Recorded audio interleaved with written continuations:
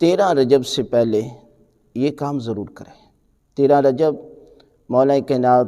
حضرت علی ابن ابی طالب علیہ السلام کی ولادت کا دن ہے، بہت ہی بابرکت دن۔ مولا کائنات جیسی عظیم ہستی کی آمد، نبی سب نبی ہیں، امام سب امام ہیں، لیکن تاریخ گواہ ہے کہ حضرت آدم کے علاوہ کسی کے لیے سجدہ نہیں کرایا گیا، اور مولا کائنات کے علاوہ کوئی خانہ کعبہ میں پیدا نہیں ہو سکتا۔ یہ پروردگار کرم ہے کہ مولا کائنات جیسی عظیم ہستی کو پروردگار نے 13 رجب خانہ کعبہ میں آپ کی ولادت ہوئی۔ لہذا مولا کائنات جس عمل سے خوش ہوتے ہیں سب سے زیادہ، ہمیں بھی وہی عمل کو انجام دینا چاہیے۔ وہ کیا ہے کہ مولا کائنات جو ہے وہ یتیموں پر رحم کرتے تھے، اس لیے کہ جب آپ کو ضرب لگی تو اس وقت بھی آپ نے یتیموں کو یاد کیا، اور یتیم جو ہے وہ دودھ لے کر، ہر گھر سے یتیم جو ہے وہ دودھ لے کر امام کی بارگاہ میں حاضر ہوئے، اس لیے کہ ان کو علم تھا کہ وہ ہستی ہے کہ جو ہماری ہر مسئلے میں ہمارے ساتھ جو ہے وہ تعاون کرتے ہیں، ہماری خدمت کرتے ہیں۔ لہٰذا آپ کو چاہیے کہ ماہ رجب کی 13 سے پہلے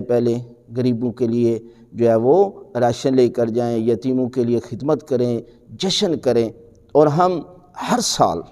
جب بھی 13 رجب آتی ہے تو جشن کا بھی پروگرام کرتے ہیں، غریبوں کے لیے بھی جو ہے وہ یتیموں کے لیے جو ہے وہ انعامات، بچوں کے لیے ان کی خدمت، ان کے لیے راشن کا اہتمام کرتے ہیں، اور باقی بھی پروگرام آپ ہر معاملے میں آپ حصہ لے سکتے ہیں۔ کم از کم بھی آپ جو ہے وہ حصہ ڈال کر اس پروگرام میں شامل ہو سکتے ہیں، اس لیے کہ حضرت ابراہیم علیہ السلام کو جب آگ میں ڈالا گیا نا تو کہتے ہیں آگ میلوں تک محسوس کی، لیکن ایک پرندہ ہدہد جو اپنے منہ میں پانی لے کر آگ کی طرف بڑھ رہا تھا، تو دوسرے پرندوں نے کہا کہ یہ آگ تو اس قدر ہے، اس کو کون بجھا سکتا ہے؟ تو اس پرندے نے کہا کہ مجھے بھی یہ یقین ہے کہ یہ آگ اس پانی سے نہیں بجھ سکتی، لیکن قیامت کے روز جب حضرت ابراہیم علیہ السلام کے ماننے والوں اور ان سے محبت کرنے والوں کا تذکرہ کیا جائے گا تو اس میں میرا بھی نام لکھا جائے گا، اس لیے کہ جس قدر میری استطاعت ہے، طاقت ہے، میں اس طاقت کے مطابق جو ہے وہ عمل انجام دے رہا ہوں۔ لہٰذا آپ کو 100، 500، 1000 جتنا مرضی ہے آپ اس میں حصہ لے سکتے ہیں، اور ہم آپ کو جو ہے کمنٹس میں جو ہے وہ نمبر بھی دیں گے، اور آپ ہمارے ساتھ جو ہے وہ رابطہ کر کے جو ہے وہ